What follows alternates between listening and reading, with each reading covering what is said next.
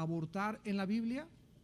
¿Qué dice la Biblia acerca de una persona que se quiera quitar la vida porque tiene SIDA o porque tiene cáncer o porque está sujeto o condenado a una enfermedad terminal? ¿Es pecado para que esa persona se tome la vida? ¿Podemos nosotros como cristianos ayudar a una persona a morir porque esa persona tiene una enfermedad terminal, lo que se llama la eutanasia? O sea, personas que están conectadas con tubos. ¿Es ético? ¿Es cristiano? ¿Qué dice la Biblia? No qué pienso yo, ni qué piensa la jurisprudencia, ni qué piensa el psicólogo. ¿Qué dice la Biblia acerca de este problema? ¿Tenemos el derecho entonces de morir? ¿Qué dice la Biblia acerca de la clonación? ¿Debemos nosotros los cristianos protestar o darle la bienvenida a la ingeniería genética, que trata de curar y tratar con defectos genéticos y biológicos las enfermedades hereditarias? ¿Qué harías tú con un cristiano que llega a tu casa o te inviten a la televisión a debatir y te enfrentas con un genetista o con un ginecólogo que te comienza a decir: es que usted tiene una mente atrasada, porque esto es la ingeniería biotécnica o biomolecular, o la ingeniería que está llevando a cabo estos experimentos va a mejorar a la raza humana y va a tratar de que los que nazcan ahora nazcan sin estas enfermedades? ¿Qué dice la Biblia al respecto? ¿Es pecado, por ejemplo, también usar el sexo fuera del matrimonio? ¿Pueden los seres humanos vivir en amaciato sin estar casados? ¿Qué dice Dios al respecto? ¿Tienes tú como cristiano respuestas? ¿Debemos adaptarnos entonces a la nueva moral? Como cristianos, ¿debemos perdonar a los criminales? ¿O hay casos donde se les debe aplicar la pena capital? Repito, no importa lo que dice el escritor famoso y fulano de tal. ¿Qué dice Dios acerca de la pena de muerte? ¿Conoces tú las escrituras? ¿Podrías tú dar una respuesta acerca de este tema? ¿Se les debe dar derechos a los homosexuales? ¿Es verdad que es un nuevo estilo de vida la homosexualidad? ¿Se les debe permitir legalmente que se casen, que adopten hijos y que formen familias comunes y corrientes como la familia normal dentro de una sociedad? Damas y caballeros y hermanos en Cristo, en esta noche nosotros tenemos que tener estas respuestas. Estamos entrando a un siglo XXI donde la vida era mucho más simple siglos anteriores, antes de que se descubriera trasplantar riñones, congelar embriones y manipular los genes genéticamente, antes de que se inventaran los respiradores artificiales. Pocas familias se enfrentaban el dilema de si se lo podían quitar a su pariente o al paciente para dejarlo morir en algún hospital. Muchas generaciones anteriores vivieron y murieron sin tener que reflexionar sobre las implicaciones morales de la clonación, de la inseminación artificial y de la libre distribución de condones. Nuestros abuelos sirvieron en un mundo donde nunca se habló de SIDA, casi nunca se mencionaban los divorcios por cualquier pretexto, de homosexuales exigiendo derechos y de la ingeniería genética del siglo XXI. Todos estos avances tecnológicos y todos estos descubrimientos científicos del siglo pasado no han podido de ninguna manera ayudar al ser humano moralmente, porque aunque somos gigantes tecnológicamente y el siglo XX es el siglo que pasará a la historia como el más grande, la más grande evolución científica y tecnológica del siglo, es el siglo que al mismo tiempo se derramó más sangre humana, con 2 guerras mundiales y más de 372 revoluciones y golpes de Estado. Vivimos en un mundo demasiado complejo y sofisticado, un mundo que está retando a Dios todos los días a través de los medios masivos de comunicación. Tú prendes tu televisor y desde los noticieros de la mañana hasta los noticieros de la noche es un ataque continuo, un ataque con un odio tremendo en el corazón humano contra todo lo que sea cristiano. Ves a las películas y se burlan de los cristianos, se burlan de los dones espirituales, comienzan a decir esos son los nacidos de nuevo, se les califica como una nueva secta porque es el mundo que nos estamos enfrentando. Porque mientras más cerca estemos de la venida de Cristo, más crecerá la hostilidad contra nosotros, más crecerán los argumentos de la falsamente llamada ciencia y más será el odio con las cosas santas de Dios. Sin embargo, la Biblia nos muestra, ¿verdad?, que aun cuando el mundo está en contra de todas las normas morales, cuestionando la autoridad y oponiéndose a los planes de Dios, hace 3000 años en el Salmo 2, el rey David escribió: ¿por qué se amotinan las gentes y los pueblos piensan cosas vanas? Se levantarán los reyes de la tierra y príncipes consultarán unidos contra Jehová y contra su ungido, diciendo: rompamos sus ligaduras y echemos de nosotros sus cuerdas. Nos damos cuenta que ahora se juntan las naciones bajo una organización que se llama las Naciones Unidas, otras bajo la OTAN, otras bajo la Unión Europea, y todos los seres humanos se juntan para resolver si es ético o no es ético invadir Irak, si es permisible o no es permisible perseguir a los terroristas, si se debe de sacar a un dictador de un país que está oprimiendo a su pueblo o se le debe dejar que siga oprimiendo a los pueblos. Y toda la consultoría que existe alrededor de estos temas éticos y de carácter moral no tienen su origen consultando la palabra de Dios. Y todas estas decisiones y conclusiones que hemos visto ahora con la famosa guerra de Irak y con las guerras que han pasado, han arrastrado a los mismos cristianos a pensar y actuar conforme al mundo piensa y actúa. Cuando Dios nos manda que nosotros somos diferentes, que cambiemos nuestra manera de pensar, que no permitamos que el mundo moldee mi filosofía, porque cuando una idea es dada a luz en la mente, la idea da a luz a una ideología. La ideología se convierte en una teoría, la teoría forma tu filosofía, la filosofía forma tu psicología y tu psicología determina la conducta que tú tienes. Para que me expliquen, para que me puedan entender en esta noche, tú eres el resultado de tus ideas. Todos ustedes que nos ven a través de la televisión, también piensas lo que piensas. Si tú eres ateo, es porque hay ideas que se formaron, que aceptaste que se convirtieron en una ideología. Aceptaste que Dios no existe. Y esa idea, ¿quién te la sembró? Un maestro en la secundaria, en la preparatoria, un familiar, o te amargaste con Dios y entonces dio lugar a una teoría en tu vida. Esa teoría te convenciste que era la realidad y formó parte de tu filosofía. Y ahora estás convencido que Dios no existe, como consecuencia no tienes leyes morales para poder vivir. No tienes ninguna plataforma moral para poder demandarle a tu hijo: no fumes marihuana, cuando tu hijo se va a levantar y te va a preguntar: ¿sobre qué base moral, papá, me dices que no fume marihuana? Cuando tú no tienes ningún fundamento. Para ti fumar es marihuana es malo, para mí es bueno. Entonces déjame que yo tenga mi propio concepto de mi propio sistema de pensamientos. Cuando no tenemos normas absolutas, cuando no tenemos una plataforma moral, no podemos, repito, tener la autoridad para poder condenar, ni poder decir qué es bueno, ni tampoco qué es malo. Sin embargo, si alguna luz puede alumbrar, es la Biblia. Estas tinieblas tan densas que están cubriendo y que se hacen más espesas a nuestro alrededor, las encontramos en la palabra de Dios. En 2 de Pedro 1:19, el apóstol Pedro escribió: porque tenemos la palabra profética más segura, a la cual haríamos bien en estar atentos, como a una antorcha que alumbra en lugar de tantas tinieblas, hasta que el lucero de la mañana salga a nuestros corazones. La única luz que existe en este momento en la humanidad se encuentra en las Sagradas Escrituras.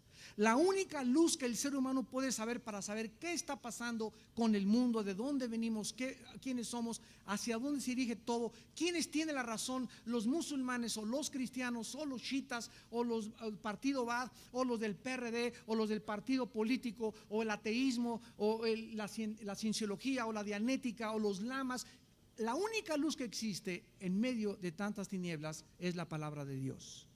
Y nosotros recordamos que somos la luz del mundo. Jesús dijo: ustedes, en Mateo 5, 14 y 15, son la luz del mundo. Y la luz no se esconde debajo de una mesa, sino que se pone arriba, porque mientras más alta sea la luz, es más grande su espectro de radiación y de iluminación. Entonces tú no puedes llegar a tu escuela y esconderte ahí que soy cristiano. Tú no puedes en tu familia esconderte detrás de la puerta y nunca sacar la Biblia. Tú no puedes subirte al metro y traer la Biblia ahí escondida porque eres cristiano de la secreta. Subirte al avión y que te da vergüenza que abras la Biblia cuando el que está a tu izquierda en el avión no le da vergüenza enfrente de todos abrir la revista Playboy. A ellos no les da vergüenza eso. ¿Por qué a nosotros nos habría de dar vergüenza decir que hemos creído en el nombre del Hijo de Dios? Y esta es la generación que Dios está buscando, una generación nueva de cristianos valientes, que sean luminares en medio de tanta oscuridad y de tanta filosofía y de tanta inmoralidad. ¿Estamos pues preparados para dar respuestas al mundo en que vivimos, el mundo cibernético en que vivimos? ¿Conocemos la Biblia para poder presentar defensa con mansedumbre? ¿Sabes tú realmente podrías defender tu fe? ¿Podrías debatir con un mormón, con un testigo de Jehová, con un ateo, con un lama, con una persona que cree en la dianética o en la cienciología? ¿Podrías tú debatir, podrías llegar a su corazón con los argumentos de la palabra de Dios y convencerlo verdaderamente de que esté equivocado? El 11 de septiembre del año 2002, 19 árabes, jóvenes, todos menores de 25 años, se metieron en 4 aviones y convirtieron los aviones en misiles en contra de 2 torres, en contra del Pentágono, y otro no pudo llegar a la Casa Blanca. La atención del mundo entero se centró en este ataque terrorista, y el mundo, increíblemente, tanto en el aspecto económico, comercial, psicológico, político, militar, fue cambiado en una hora.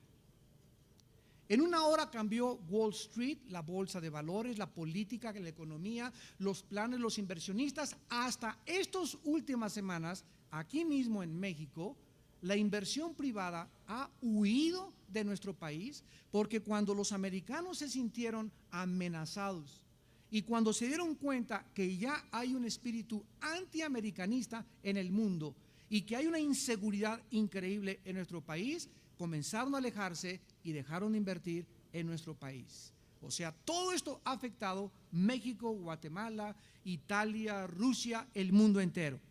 La mayor parte de la gente en el mundo, el 11 de septiembre, observó la masacre terrorista más grande del siglo, y la mayor parte de la gente, es interesante desde el punto de vista psicológico, cómo quedaron traumados, confundidos y atemorizados de que pudieran ser amenazados en el futuro por un ataque similar que pudiera repetirse.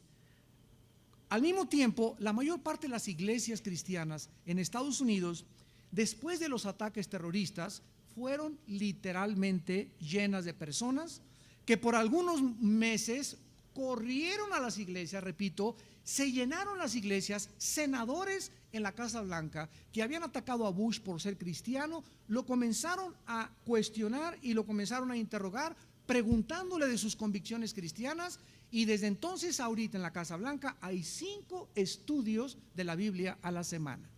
5 estudios diarios de la Biblia en la semana.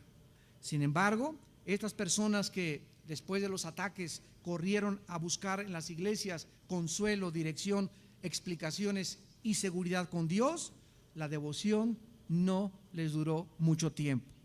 Una vez que pasaron los acontecimientos y los meses, y después de que todo se enfrió, ellos también se enfriaron con Dios, al grado que la mayor parte de la gente que vivió en Nueva York y que corrió a las iglesias después a poder encontrar en Dios un consuelo, la misma gente a quienes a sus familiares mataron y asesinaron en este ataque terrorista, estas mismas gentes comenzaron a protestar cuando el gobierno americano trató de perseguir a los terroristas, y comenzaron a decir no a la guerra contra Irak.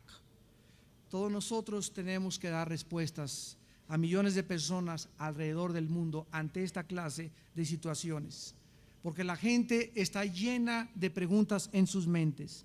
Cientos de interrogantes tiene la gente a nuestro alrededor, cuyas respuestas solo podemos encontrar en las páginas de la Biblia.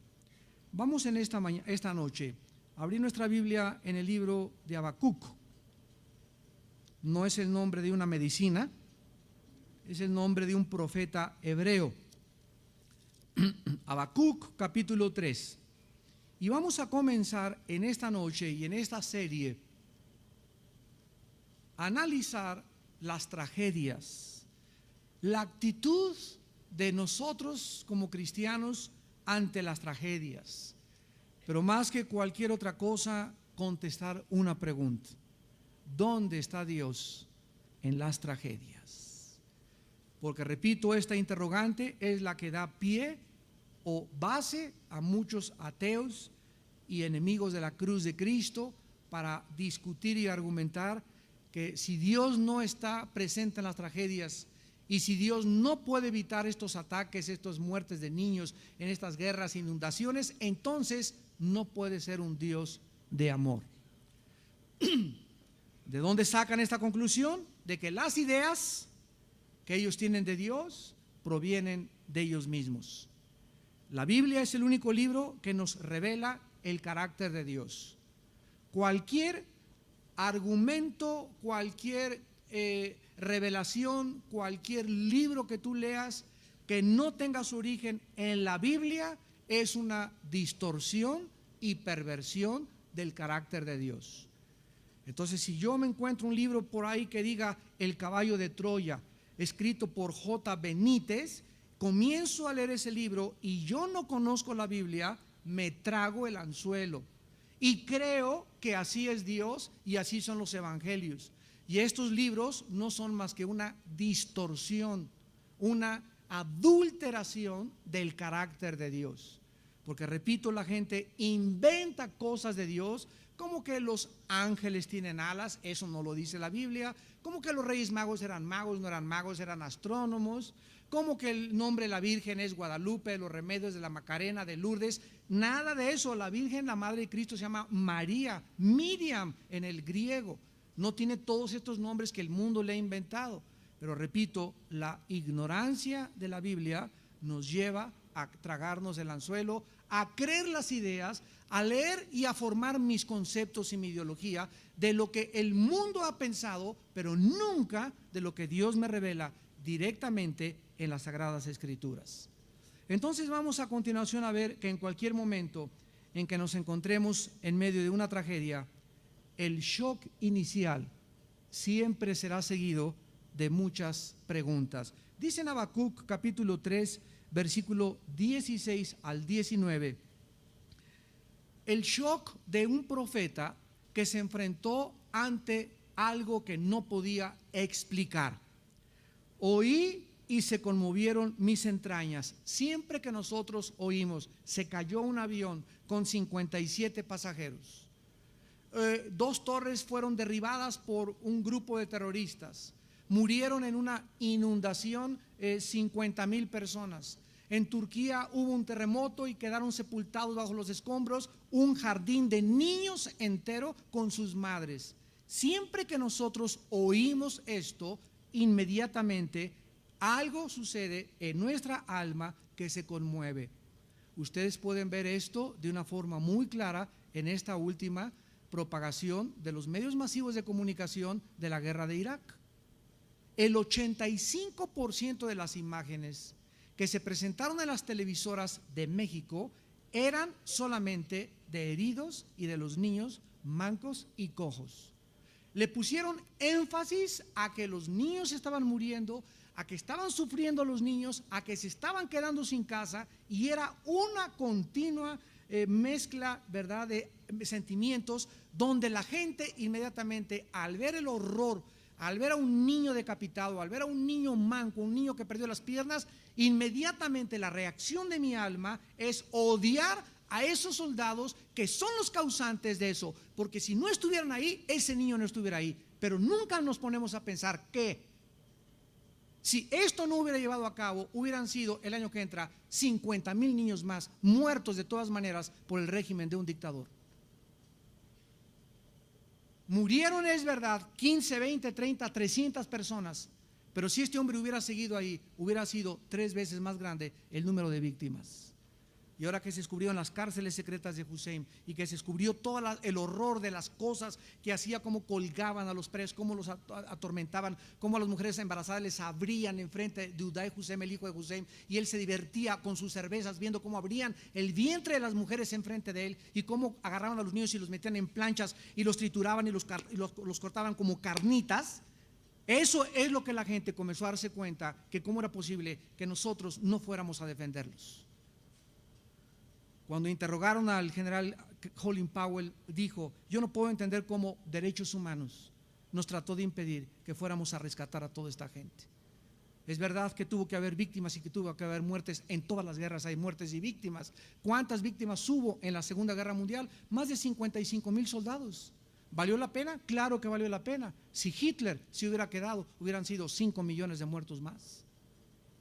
Pero eso no lo podemos analizar, repito, porque somos influenciados por lo que vemos y por lo que oímos, y no porque pasamos tiempo con Dios para dejar que el Espíritu Santo nos explique la realidad del mundo que nos rodea. Oí y se conmovieron mis entrañas. A la voz temblaron mis labios, pudrición entró en mis huesos y dentro de mí me estremecí. Hay situaciones en el mundo tan graves y tan alarmantes que tienen la capacidad de enfermar hasta nuestros huesos. Hay gente que simplemente por el temor que tiene de lo que está pasando en el mundo ya no sale de su casa, se enferma, problemas de artritis, problemas cardiovasculares, problemas del hígado, de los riñones, problemas de la circulación, tienen, ya está comprobado científicamente, su origen en las emociones. Está comprobado que el 80%, por ejemplo, de las personas artríticas son personas amargadas, que la amargura te tuerce los huesos. Está comprobado que una persona neurótica que continuamente vive en ansiedad no pasa del sesentón, morirá de un ataque cardíaco. Afectará su corazón, afectará su sistema, el bombeo, su sangre, su circulación, porque tu estado emocional está comprobado científicamente. Se conoce como la medicina psicosomática. Afecta nuestros órganos internos. Porque Jesús dijo: mi paz les dejo, mi paz les doy. Porque Jesús dice: por nada, hijos míos, estén afanados. Por nada estés ansioso en la vida. Miren las aves de los campos que vuelan y no guardan y meten en Banamex sus lombrices y no almacenan, y Dios cada día les da. ¿Por qué tienes tú que y guárdale y échale bajo el colchón? Y si no tengo esta cantidad no puedo asegurar mi vejez, y si no tengo esto, ¿crees en mí o no crees? Dice Dios. De eso se trata todo. Al que cree, todo lo es posible. Hombres de poca fe, ¿por qué están afanados pues? ¿Qué comeremos? ¿Qué vestiremos? Cuando mi Padre mantiene y sostiene con su poder la creación, ¿por qué ustedes no pueden confiar en que Dios te puede dar de comer mañana, aunque tú no tengas trabajo? Milagrosamente. Todo se relaciona verdaderamente en lo que creemos, en la clase de ideas que tengo acerca de mi Padre.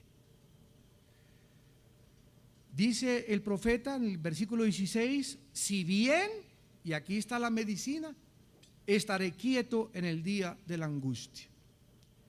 Una señora llegó un día: pastor, mi hija, cálmese, doña Chole, ¿qué le pasa? Por favor, es que mi hija ya me habló a las 11:15, son las 11:15 y no llega. Le dije: doña Chole, usted si mantiene esa actitud de ansiedad que parece búfalo por el teléfono, no va usted a hacer que su hija regrese. Entonces quiero que se aplaque, que se concentre, que caiga de rodillas en este momento y que piense algo que es real. Mi actitud de preocupación y de respirar como búfalo, ¿verdad?, como toro, no va a hacer que mi hija regrese. Antes, ¿qué debo hacer como cristiana cuando hay una solución que no está en mis manos solucionar? Mi hijo se fue, no sé dónde estoy, no voy a estar 3 días. Mi hijo, mi hija. ¿Cuál es la solución de Dios? Estarme quieto, tranquilizarme.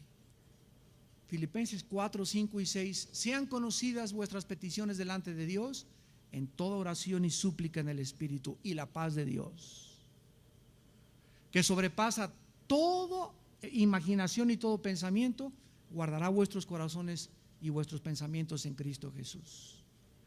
Estaremos quietos en el día de la angustia. Cayó la bolsa de valores, cayó el dólar, terroristas atacando, las pestes del SARS, amenazas de neumonía típica, amenazas de inflación, amenazas de asaltos. En todas estas situaciones, ¿cómo vamos a reaccionar los que nos llamamos hijos e hijas de Dios? Dios está observándonos y vigilándonos a ver si es cierto que eres y crees en aquel que dijo: yo soy la resurrección y la vida. Cuando aprendemos que para poder tener contacto con Dios necesito huir de mi neurosis y de mi ansiedad y estarme quieto. ¿Por qué me dice quieto? Dice Dios: cuando haya cosas que te perturben, Armando, no permitas que entren adentro de tu alma, porque si los problemas del mundo entran a mi alma, escúchame y sígueme con cuidado. Si tú permites que las cosas que están al mundo angustiándolo y causándole caos entren dentro de tu vida, tú no vas a poder discernir la voz del Espíritu de Dios. Pierdes la brújula. No vas a saber qué hacer porque vas a tomar decisiones equivocadas.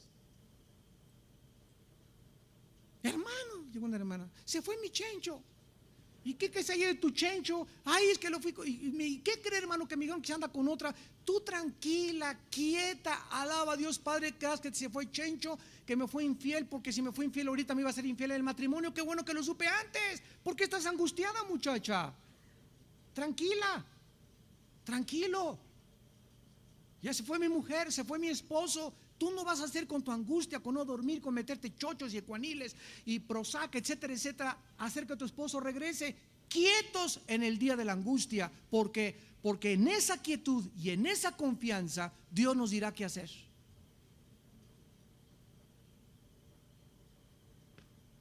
Solo dentro de nuestra paz tenemos la dirección del Espíritu Santo. Dios no puede comunicarse a mi espíritu si mi espíritu está perturbado y alterado. Entonces, cuando yo vengo a orar, tengo que caer y primero estar 10 o 15 minutos aplacándome y calmando mis pensamientos y mis ideas. Padre, gracias, te alabo. Recuerdo que yo no puedo hacer a mi hijo regresar. Este problema, este trabajo que me corrieron, yo no con mi inquietud, con mi ansiedad, no voy a arreglar nada. Padre, aquí estoy quieto y comienzo a adorar a Dios, a alabar a Dios, a confiar en Dios. Abre la palabra, lee un salmo, lee proverbios y vas a darte cuenta que en 10, 15 minutos algo milagroso, sobrenatural comienza a suceder en tus pensamientos y en tu corazón.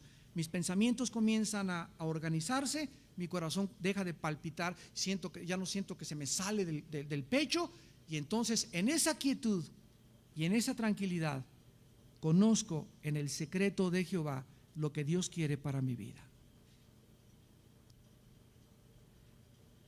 Dice el versículo 17: aunque la higuera no florezca, ni en las vides haya frutos, aunque falte el producto del olivo y los labrados no den mantenimiento, y las ovejas sean quitadas de la majada y no haya vacas en los corrales, con todo, vamos a traducirlo, aunque ya no haya ni para comer, aunque ya no tenga nadie que me garantice un salario, aunque me digan que no hay oportunidades y que ya tengo 60 años, 70 años de edad y que ya no hay trabajo para mí, aunque todas las puertas del mundo me digan no, cerradas, cerradas, cerradas, con todo yo me alegraré en Jehová y me gozaré en el Dios de mi salvación. Ahora fíjate cómo opera esto, porque todos estos misterios y secretos solamente operan en el mundo del Espíritu. La persona que no está en el Espíritu no puede entender estas cosas, pero tú que eres cristiano lo tienes que entender. Cuando las circunstancias a nuestro alrededor son negativas y hostiles a nuestra vida y a nuestro desarrollo y amenazan nuestro futuro, si tú en ese momento te alegras y no permitas que la angustia ni la incertidumbre y menos el temor gobierne y entre a tu vida, algo milagroso pasa en el cielo, que Dios responde siempre que un hijo y una hija suya tiene fe. Y sin fe, hazle como quieras, no puedes agradar a Dios. Algo pasa que Dios comienza a mover cordeles, comienza a mover alambres del cielo, comienza a hacer que tus circunstancias, que tú veías puertas, te digan lo que dice Isaías 42, romperé cerrojos de bronce, derribaré puertas de hierro y te abriré el mar rojo para que pases por él.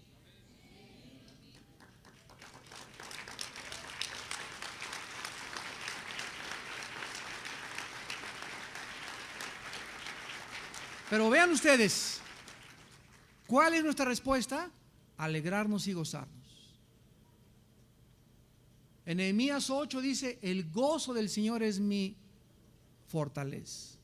A ver, ¿por qué Dios quiere desde el cielo que yo no vea el mundo como lo ven los hombres, sino que lo vea como Dios me dice que lo deba de ver el mundo, y que mi gozo nunca lo pierda?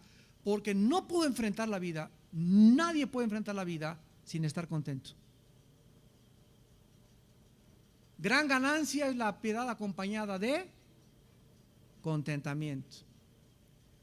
Si tú te levantas y eres una persona negativa, que no estás contenta, amargado, no voy a encontrar trabajo, ya grande, cara de caimán se te puso ya, no puedes enfrentar los problemas de tus hijos, los problemas de tu casa, los problemas de tu trabajo, porque para poder enfrentar y solucionar los problemas de la vida necesitamos estar llenos de gozo y de paz.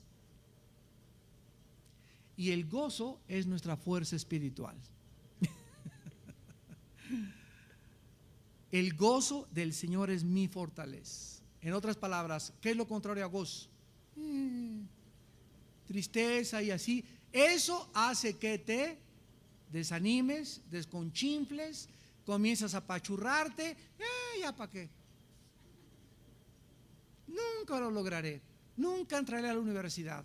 Nunca me voy a casar. Pues hasta el milenio, espérate entonces. Y el versículo 19 nos lo contesta. ¿Por qué? Porque el Señor es mi fortaleza. No la seguridad de la bolsa de valores, no si el peso cayó, no si el petróleo subió, no si mi compadre lo hicieron diputado, no si me dieron el puesto del PRD. El Señor es mi fortaleza, el cual hace mis pies como de siervas y en mis alturas me hace andar. Dios fortalece mi vida y nos hace elevarnos a un nivel más alto, desde el cual no veas al mundo como un gigante y como un Goliat, sino que veas a Goliat y te rías de él y le digas: tú vienes a mí con esto y tú me amenazas mi seguridad y tú eres un mundo que crucificaste a mi Señor, pero yo vengo a ti en el nombre de Jehová de los ejércitos. Nosotros tenemos que comenzar a partir de esta base en esta noche para poder entender que aquello que el mundo llama tragedias y que le llama maldad, etcétera, etcétera, no es la perspectiva que tiene Dios. Y si tú comienzas, y yo le he orado tanto a Dios que estas conferencias puedan abrir de tu mente y puedas decir: eureka, lo he encontrado, se te destape todo el cochambre que traes ahí, y las tinieblas y las cucarachas y las arañas que traemos todos aquí adentro de la mente salen a la entrada de la luz, vas a vivir una vida con más seguridad, con más confianza, con más gozo y con más paz de aquí a que venga Jesucristo. Algunas de las preguntas más relevantes que se hicieron después de los ataques terroristas fueron: ¿es bíblico perseguir a los terroristas? ¿Es malo unirse a un ejército para pelear por el país? En otras palabras, ¿puede un cristiano ser soldado, hacer la carrera militar, convertirse en coronel y cuando el país lo llame a la guerra, como soldado, pelear por mi país? ¿Puedo como cristiano matar al enemigo? ¿De qué manera se puede obtener justicia? ¿Debemos amar a los terroristas o perdonarlos porque Cristo dijo: perdona a tus enemigos y que se vayan y que les vaya bien? ¿Por qué dejó Dios? ¿Por qué permite Dios que sucedan tragedias? ¿Por qué la mayoría de los musulmanes odian tanto a los cristianos y a los judíos y a los americanos? ¿Y por qué esta ola antiamericana en el mundo que nadie sabe que no es contra los americanos, es contra Israel? Y como Estados Unidos es el único país que protege a Israel, se van contra ese país, porque en cuanto derrumben Estados Unidos, Israel se queda solo con Dios.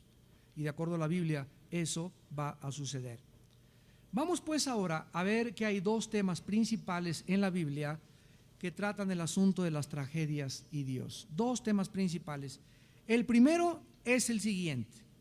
La Biblia establece, este es el primer principio, escríbelo, que Dios está al control de todas las cosas que suceden en el universo. Número uno, Dios está en absoluto control de todo lo que pasa en el universo. Colosenses 1, 15 y 17. Él es la imagen del Dios invisible, el primogénito de toda creación, porque en Él fueron creadas todas las cosas, las que hay en los cielos y las que hay en la tierra, visibles e invisibles, sean tronos, sean dominios, sean principados, sean potestades, todo fue creado por medio de Él y para Él. Y escucha, versículo 17, y Él es antes de todas las cosas, y todas las cosas en Él subsisten. ¿Sabes tú como cristiano qué significa? Que todo subsiste en el Hijo de Dios. Significa lo siguiente. Pregúntale a tu maestro de física, matemáticas en la universidad: maestro, usted que es físico o astrofísico, ¿me podría contestar una sola pregunta? Hay una ley que establece que el movimiento de la materia es proporcional a la fuerza que se le aplique a la materia. ¿Qué quiero decir? Si yo tengo una canica y le hago así a la canica, ¡paz!, le estoy aplicando a la canica una fuerza determinada. La canica sufrió esta fuerza y va a ser disparada, y va a llegar un momento en que se va a parar. ¿Por qué se tiene que parar? No puede ir la materia o la canica más lejos de la fuerza que le apliqué.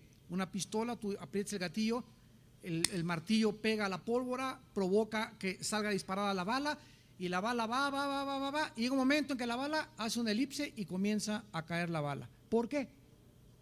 Porque fue proporcional a la fuerza que se le aplicó. Muy bien, Pepito, está muy bien. ¿Y qué me quieres preguntar? ¿Por qué la Tierra sigue girando? Échese ese trompo a la uña.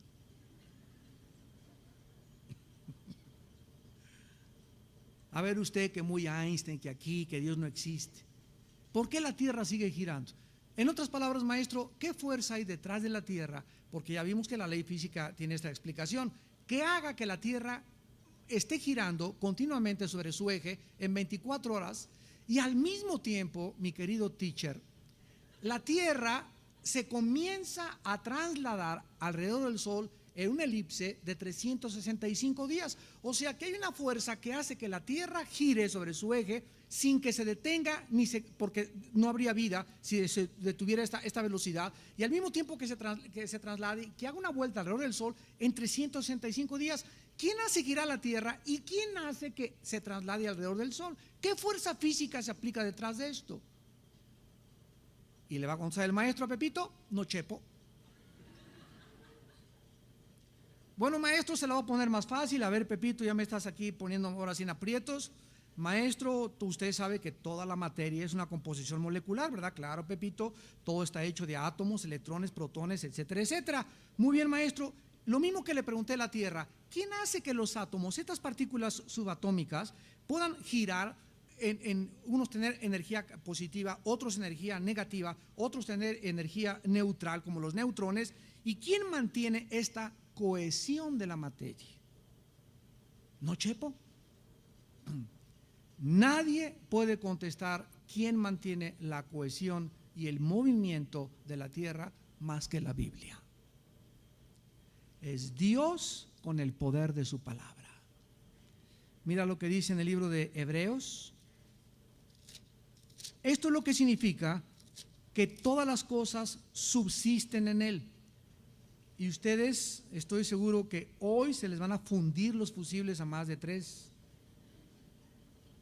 Porque la Biblia tiene esta intención de hacernos pensar, de sacarnos de nuestra mediocridad intelectual filosófica en que vivimos, que entendamos que los pensamientos de Dios están a nuestra disposición para comprender y maravillarnos Y no solamente para hacernos orgullosos o soberbios intelectuales, sino para que nos guíe este cúmulo y estas maravillas de Dios a la santidad. A la santidad, a la humildad. Porque mientras más pequeño te sientas delante de Dios, más te revela. Y mientras más te creas aquí, yo ya con la Biblia, a mí no tiene nada que enseñarme nadie, menos revelación tendrás en tu vida y te estancarás. Y quedarás como un cristiano mediocre. Dice en Hebreos capítulo 1, Dios, habiendo hablado muchas veces y de muchas maneras en otros tiempos a los padres por los profetas, en estos postreros días nos ha hablado por el Hijo, a quien constituyó heredero de todo y por quien, o sea, la causa de la existencia del universo se encuentra en el hombre que colgó en una cruz hace 2000 años. ¿Se imaginan? La razón por la cual todo existe es por causa de Jesús. ¿Quién iba a poder pensar hace 2000 años que ese hombre en una cruz, con coronas de espinas, con sus manos taladradas, hecho una burla, gritándole: si tú eres el Salvador, bájate? Él era la causa de los átomos, del movimiento elíptico de los planetas, de las estrellas, de las partículas, de todo lo que existe. ¿Quién pudiera imaginarse que Él era ese hombre que se hizo hombre al bajar al mundo? Era el Rey del universo. ¿Quién se iba a imaginar que ese hombre que nació en un pesebre, entre vacas y borregos, y que vivió como un carpintero, era el dueño de todo? ¿Quién se iba a imaginar que ese hombre que se inclinó y le lavó los pies a sus discípulos y que les dijo: he venido para servirlos y no para que ustedes me sirvan, era la causa de todo lo que existe en el universo? Y nosotros aquí ya con cualquier cosa. Ahí están los escritores en la televisión, los novelistas, los premios Nobel, una soberbia del ser humano, una soberbia. Creen que tienen respuestas para todo y que se las saben de todas y atacan al cristiano y atacan a la Biblia, profesando ser sabios, se hacen necios. Y el Hijo de Dios vino a revelarnos todo lo más grande que existe en el universo y a decirnos que el secreto de la felicidad está en vivir para los demás. Ahora miren lo que dice el versículo 3 de Hebreos: el cual, siendo el resplandor de su gloria y la misma imagen de su sustancia, y aquí está, y quien sustenta todas las cosas con la palabra de su poder. ¿Cómo es posible que haya cohesión y que haya movimiento y que no se salgan los planetas de su órbita y que haya un orden y hay un diseño en todo?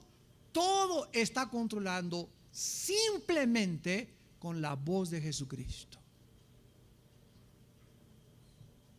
¿Se acuerdan de la barca? Se estaba hundiendo la barca y los discípulos, ¿por qué no estaban dormidos? ¿Por qué Jesús sí estaba dormido y los discípulos no estaban dormidos? Porque cuando Jesús está dormido debemos dormir también nosotros, ¿verdad? ¿Por qué Jesús estaba tan calmado cuando la tormenta y el agua metíanse a la barca y se paran los discípulos? Señor, van a la proa, despiértate que perecemos. O sea, si tú no haces algo, nos vamos a morir. ¿Ustedes creen que se iban a morir? ¿Qué hizo Jesús? Se levantó y dice la Biblia que con la voz le dijo: cesa, calla, y cesó el viento y se hizo aplacado el mar. Se paró afuera de Lázaro y le dijo: Lázaro, salte de ahí. Y con la voz de Cristo, el muerto, el espíritu regresó. Su sangre que comenzaba ya a descomponerse se arregló. La putrefacción del cuerpo que ya hedía comenzó a reconstituirse y a restaurarse. Y el poder de la voz de Jesucristo hizo que un hombre se levantara del sepulcro. La Biblia dice: vendrá la hora cuando todos los que están en los sepulcros oirán su voz. Esa voz que levantó a Lázaro, que cesó y que hizo la creación del universo, es la voz que tú tienes en tu corazón de la palabra. Fuimos creados a su imagen y semejanza y hemos sido creados en Cristo Jesús para que nosotros ahora comencemos a vivir y a entender que a través de este libro maravilloso podemos, con el poder de la palabra, hacer las cosas que nosotros nunca soñábamos si las confesamos y creemos lo que la Biblia nos enseña. Aquí se dice que todas las cosas subsisten en Colosenses no solo las buenas, sino también las malas en la palabra de Dios. Dios sostiene todo el universo, los pajarillos, las plantas que caen, todos los asuntos de la historia, todo lo que ha acontecido. No hay nada que le tome a Dios por sorpresa. No hay nadie que llegue el arcángel Gabriel: Señor, Señor, ¿qué pasa, Miguel? ¿Qué no sabes que me acaban de matar a una persona? ¿Y por qué no me avisaron? ¿Se imaginan un Dios de esta manera? Están bombardeando las torres, ¿y por qué no me avisaron para impedirlo? Ahora, cuando nosotros nos damos cuenta que Dios está involucrado en todo, la segunda pregunta que tenemos que contestar es: entonces, ¿es Dios el responsable de lo que sucede? ¿Es Dios el responsable del mal? Ya vimos que Dios nunca llamará a una junta urgente o a un gabinete para discutir las soluciones o situaciones que suceden en el universo. En Isaías 40, 12 al 14, dice la Biblia: ¿Quién midió las aguas con el hueco de su mano y los cielos con su palmo? Con 3 dedos juntó el polvo de la tierra y pesó los montes con la balanza y con pesa los collados. O sea, aquí dice que todas las aguas de los océanos caben, ¿en dónde? En el hueco de la mano de Dios. No significa que la mano de Dios sea gigantesca, sino que en proporción todos los océanos podría Dios verlos así, solamente en el hueco de su mano. Dice la Biblia que con 3 dedos todo el polvo que existe, nada más con 3 polvos, Dios le podría hacer así y se juntaría el polvo de la tierra. Los montes, cada monte, el Popocatépetl, ¿quién sabe cuánto pesa el Popocatépetl? ¿Quién sabe cuánto pesan los montes de los Himalayas? ¿Quién sabe cuánto pesa el monte Everest? La Biblia dice que cada monte, la cantidad de agua, la distribución y la proporción entre agua y tierra, y todo, absolutamente, las medidas de la distancia del sol con la tierra, la inclinación de la tierra en 23 grados sobre su eje, todo tiene medidas y todo está calculado por Dios.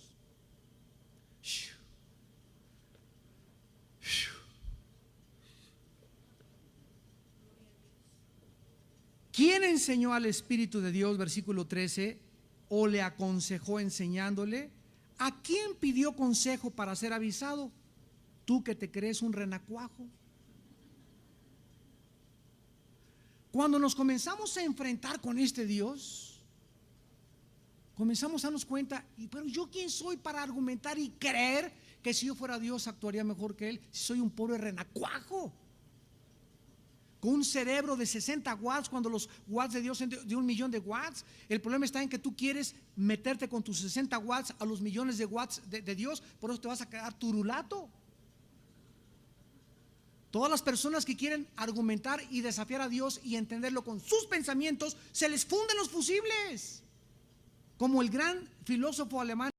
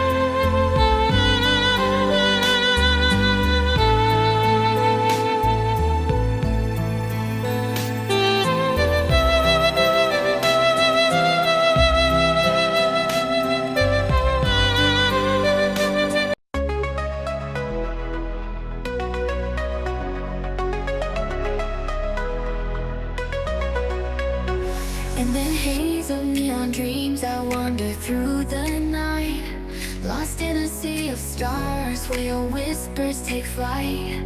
Electrified emotions, they dance around my heart, in this digital garden where we never have to part. Shadows blend with colors as the beat sets me free. Every note a memory, every rhythm you and me. Echoes of you in synth waves, feel you near in the pulsing haze. It's such a world where we collide. You lost the rhythm in my mind, in my mind. With the glow of city lights, our shadows intertwine in this kaleidoscope of love where the past and future align. With every step I take, I feel your presence strong, and this digital symphony where our hearts belong. Shadows blend with colors as the beat sets me free. Every note a memory, every rhythm you and me. Echoes of you in synth waves, feel you near in the pulsing haze. It's such a world where we collide. You lost the rhythm in my mind, in my mind. And in silence between the beats, I find your voice. In the flicker of the lights, I see your choice. Together in this dream we'll never fade. In the echoes of our love will always stay.